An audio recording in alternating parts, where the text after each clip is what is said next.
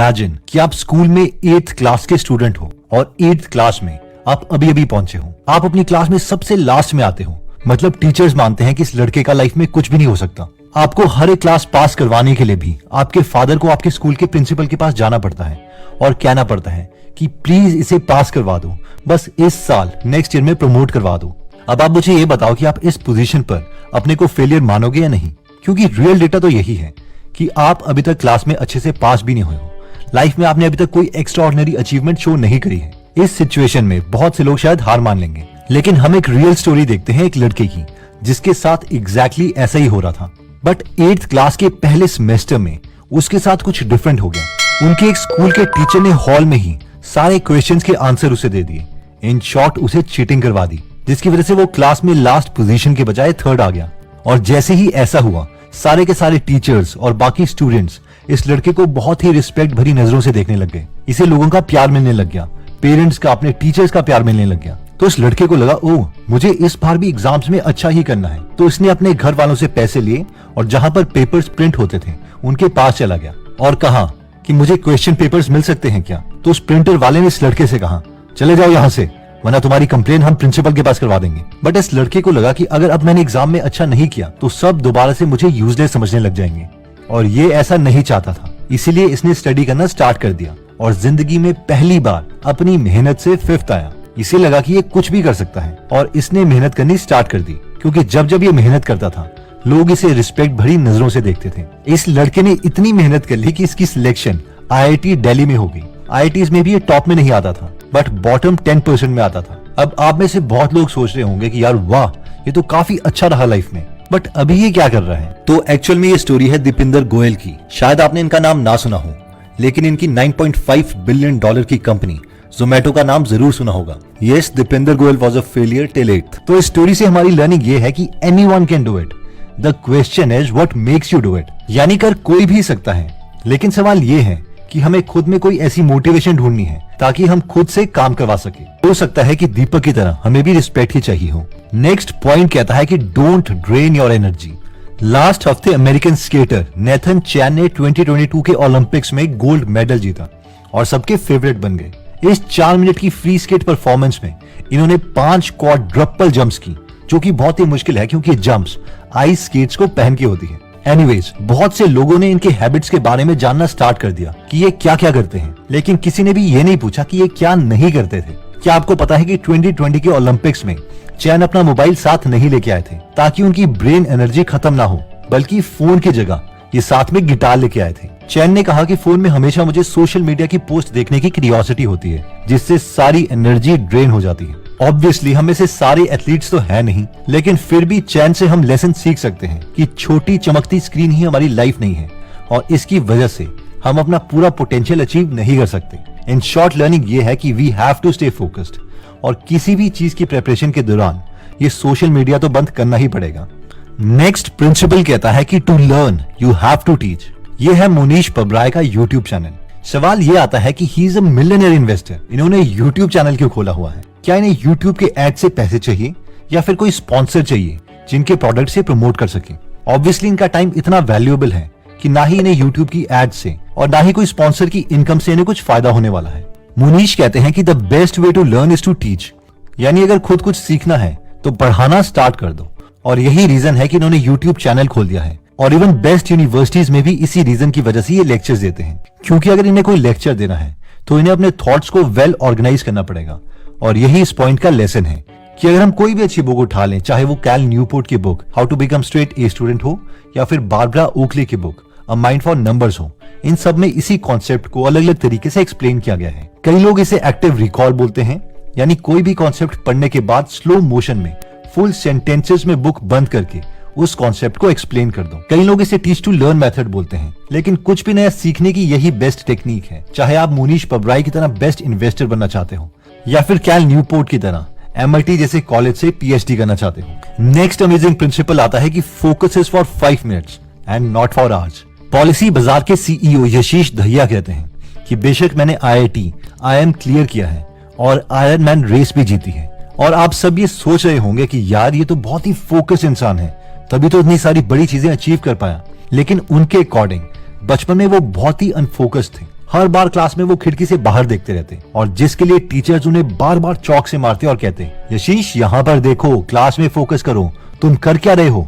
यशीश बोलते हैं कि सालों तक मेरे साथ यही चलता रहा, लेकिन फिर मैंने एक बहुत ही इंटरेस्टिंग थिंकिंग मॉडल अपने लिए निकाला। मैं हमेशा खुद को यही बोलता था कि अब घंटों तक नहीं काम करना है, तुझे बस अगले 5 मिनट, सिर्फ 5 मिनट के लिए फोकस करना है। और फिर मैं घड़ी में टाइम देखता कि अगर अभी 7 बजे है, ठीक है, मैं अगले 5 मिनट यानी 7:05 तक ही मेहनत करूंगा। जितना होगा ठीक है, वरना नहीं होगा तो भी ठीक है। और ऐसा करने से उनके अगले 5 मिनट बहुत ही फोकस पढ़ाई होती थी। फिर दोबारा से वो खुद को पक्का यकीन दिलवा देते कि अब वो 7:05 से 7:10 तक ही पढ़ेंगे। और अगेन वो अगले 5 मिनट तक अपनी पूरी एनर्जी उसमें फोकस कर देते। और ऐसा करते करते वो दिन के 6-7 घंटे आईआईटी की प्रिपरेशन के लिए दे देते। And that's it. इसी स्ट्रैटेजी से उन्होंने इंडिया की सबसे डिफिकल्ट एग्जाम्स, आईआईटीज और आईएम्स को क्लियर किया और साथ में $1 बिलियन की कंपनीज भी बना दी। तो इसमें हमारी लर्निंग ये है कि डिवाइड एंड रूल, जिस स्ट्रैटेजी से अंग्रेजों ने हम पर राज किया, इसी स्ट्रैटेजी में बहुत बहुत ताकत है। अगर कोई भी काम हमें डिफिकल्ट लग रहा है तो हम उसे बहुत ही छोटे टुकड़ों में तोड़ सकते हैं। एंड आई प्रॉमिस वो काम बहुत ही आसान लगने लगेगा। नेक्स्ट लेसन कहता है कि डज पोमोडोरो टेक्निक वर्क। बहुत से आर्टिकल छपे हैं जो कंपेयर करते हैं पोमोडोरो टेक्निक को डीप वर्क से, और ये सवाल करते हैं कि इन दोनों टेक्निक में से बेटर टेक्निक कौन सी है। हम सबने पोमोडोरो टेक्निक पढ़ी है, जिसमें हमसे कहा जाता है कि 25 मिनट तक काम करो और 5 मिनट का रेस्ट लो, या फिर 50 मिनट के लिए कोई काम करो और 10 मिनट का रेस्ट लो। जबकि डीप वर्क हमें 4 तरीके बताता है और कहता है कि इनमें से कोई भी एक ऑप्शन चुन लो। जिनमें से फर्स्ट मेथड है मोनेस्टिक अप्रोच, यानी जब तक पूरा टारगेट ना अचीव हो जाए हम कुछ और लाइफ में करेंगे ही नहीं, चाहे इसके लिए 2 साल लगे या 4 साल। सेकंड है बाय मॉडल अप्रोच, हर रोज 4 से 6 घंटे अपना मोबाइल बंद करके काम करो और उसके बाद एंजॉय करो फुल ऑन। नेक्स्ट है रिदमिक अप्रोच। एक तरह से ये पोमोडोरो टेक्निक की तरह ही है कि 90 मिनट्स के लिए यानी 1.5 घंटे तक फुल फोकस स्टेट में काम करो और फिर 20-25 मिनट का रेस्ट लो। और चौथी टेक्निक जो डीप वर्क हमें बताती है वो है जर्नलिस्टिक अप्रोच। ये उन लोगों के लिए है जो बहुत ही बिजी लोग हैं, जिन्हें बिल्कुल भी फ्री टाइम नहीं मिलता। तो अब सवाल ये है कि ये लोग कैसे मेहनत करें, ये लोग अपने गोल तक कैसे पहुंचे। ये टेक्निक कहती है कि बीच बीच में अगर इनके पास सिर्फ 15 मिनट भी हैं तो उन्हें भी ये यूटिलाइज कर सकते हैं। इसका एक एग्जाम्पल है कि अगर इन्हें कुछ भी स्टडी करना है या कोई कोर्स या लेक्चर देखना है तो उनके स्क्रीनशॉट या वो कोर्सेज अपने मोबाइल में सेव करके रखेंगे और जब भी इन्हें 10 या 15 मिनट फ्री मिले ये उन्हें देख लेंगे, ताकि बॉल कीप्स ऑन मूविंग। अगर हम ध्यान से इन सब ऑप्शंस को देखें इंक्लूडिंग पोमोडोरो टेक्निक, तो ये सब सेम ही है, बस सिर्फ डिफरेंस टाइम का ही है कि कितने कितने टाइम तक हम एब्सोल्यूट फोकस्ड स्टेट में काम करेंगे और कितने टाइम हम ब्रेक लेंगे। बट आई हैव सीन कि हम में से कई लोग इसे कुछ ज्यादा ही सीरियसली ले लेते हैं कि 25 मिनट के बाद भी अगर हमारी कंसंट्रेशन बन रही है तो वो ब्रेक ले लेंगे, या फिर ऐसे ऐसे क्वेश्चंस पूछेंगे कि 5 मिनट की ब्रेक में करना क्या है। ये कोई मैथ्स का फॉर्मूला नहीं है कि इसे एग्जैक्टली हमें फॉलो करना है। It is just a piece of advice कि अगर हम थक गए हैं तो कुछ टाइम के बाद हम ब्रेक ले सकते हैं, और अपने लर्निंग टाइम को इंक्रीज करने के लिए हमें पूरा थकने से पहले ही ब्रेक ले लेनी चाहिए। अगर पूरा एग्जॉस्ट हो जाएंगे तो हम कम टाइम ही काम कर पाएंगे। तो एक बार हम जल्दी से सारे कॉन्सेप्ट्स को रिवाइज कर लेते हैं, और अगर आप चाहें तो आप इनके स्क्रीनशॉट्स ले सकते हैं ताकि बाद में आप इन्हें रिवाइज कर सकें। तो सबसे पहले हमने देखा था कि anyone can do it, the question is what makes you do it. इसमें हमने बिंदर गोयल की स्टोरी देखी थी कि 8th क्लास तक उन्हें सब लूजर मानते थे, लेकिन जिस वक्त उन्हें पता चल गया कि लोग उन्हें रिस्पेक्ट करते हैं अगर उनके अच्छे मार्क्स आएंगे, तो उन्होंने स्टडी करना स्टार्ट कर दिया और आईआईटी में सिलेक्शन भी हो गई। साथ में आज इतनी बड़ी कंपनी के वो फाउंडर हैं। तो इसका मतलब ये है कि कैपेबिलिटी तो सब में है, बस हमें ये फाइंड करना है कि हम खुद को क्या रिवॉर्ड दे सकते हैं ताकि हम खुद से काम करवा सकें। सेकंड पॉइंट था कि डोंट ड्रेन योर एनर्जी। इसमें हमने अमेरिकन स्केटर और 2022 ओलंपिक विनर नेथन चैन की स्टोरी देखी कि ओलंपिक्स के टाइम में वो अपना मोबाइल घर ही छोड़ के आए थे। वो जानते थे कि इससे उनकी एनर्जी ड्रेन होगी। और आप किसी को भी अपने आसपास नोटिस कर लेना जो लाइफ में कुछ बड़ा अचीव कर रहे हैं, या तो वो बिल्कुल भी सोशल मीडिया से कनेक्टेड होंगे ही नहीं, या फिर बहुत ही सिलेक्टिव टाइम के लिए उसे यूज करते होंगे।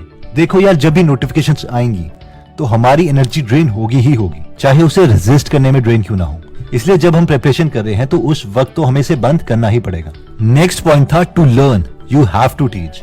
इसमें हमने देखा था कि मोनीश पब्राय जैसे मास्टर इन्वेस्टर्स इस प्रिंसिपल पर इतना विश्वास करते हैं कि सिर्फ इस प्रिंसिपल को फॉलो करने के लिए उन्होंने अपना यूट्यूब चैनल भी खोल दिया है, क्योंकि वो जानते हैं कि किसी को 10% नॉलेज देने के लिए भी उन्हें 100% प्रिपरेशन करनी पड़ेगी। ये भी बहुत अच्छा हैक है खुद से मेहनत करवाने का। नेक्स्ट पॉइंट है कि focus is for 5 minutes and not for hours.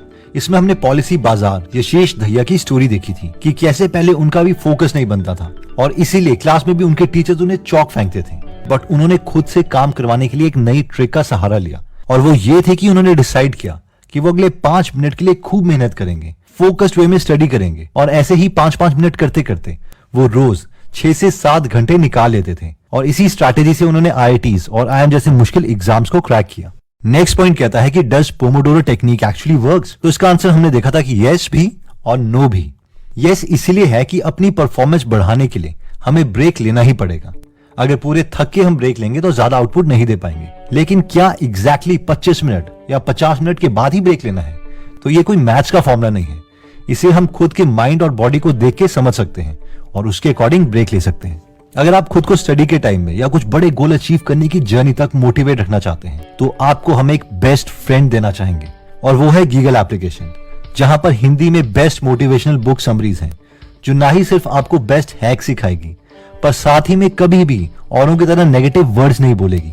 इसे यूज कर आप खुद के लिए अलग से पॉजिटिव जोन बना के रख सकते हैं। तो अगर आप ऐसे बेस्ट फ्रेंड को लूज नहीं करना चाहते तो आप गीगल एप्लीकेशन डाउनलोड कर सकते हैं। इसका लिंक मैं डिस्क्रिप्शन और फर्स्ट कमेंट में दे दूंगा अगर आप हमारी वीडियोस मिस नहीं करना चाहते।